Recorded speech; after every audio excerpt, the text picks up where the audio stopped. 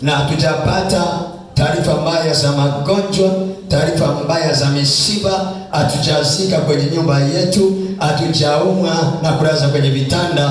Neema hiyo hiyo ikatembee na sisi mwezi wa 6 katika jina la Yesu. Kwa sababu Mungu alindaye yuko kazini, akakulinde wewe na nyumba yako, akakulinde wewe na biashara yako, akakulinde wewe na uzao wako.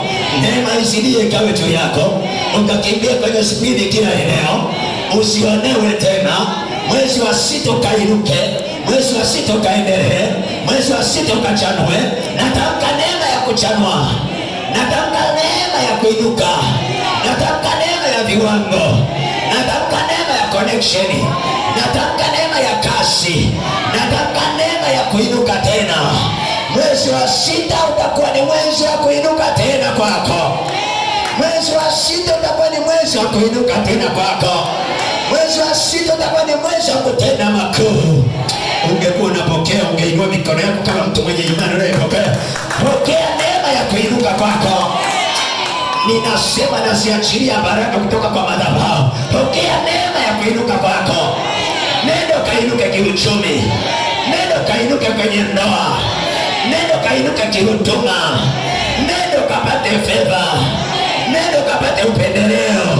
Mwezi wa 6 ukawe wako, mwezi wa 6 ukachanue, mwezi wa 6 usionewe, mwezi wa 6 ukawe juu ya maadui zako, mwezi wa 6 magonjwa ya kukimbie, mwezi wa 6 mabaya ya kukimbie, mwezi wa 6 kicheko kikawe sehemu yako, mwezi wa 6 ukapokea ambavyo hujapokea, pokea ambavyo hujapokea, pokea ambavyo hujapokea, pokea ambavyo hujapokea mwezi wa kwanza, pokea ambavyo hujapokea mwezi wa pili, pokea ambavyo hujapokea mwezi wa 3, pokea ambavyo hujapokea mwezi wa 4, pokea ambavyo hujapokea mwezi wa 5, pokea ambavyo hujapokea mwezi wa 6, pokea mwezi huu, pokea, pokea, pokea, pokea, pokea neema, pokea afya, pokea uchumi.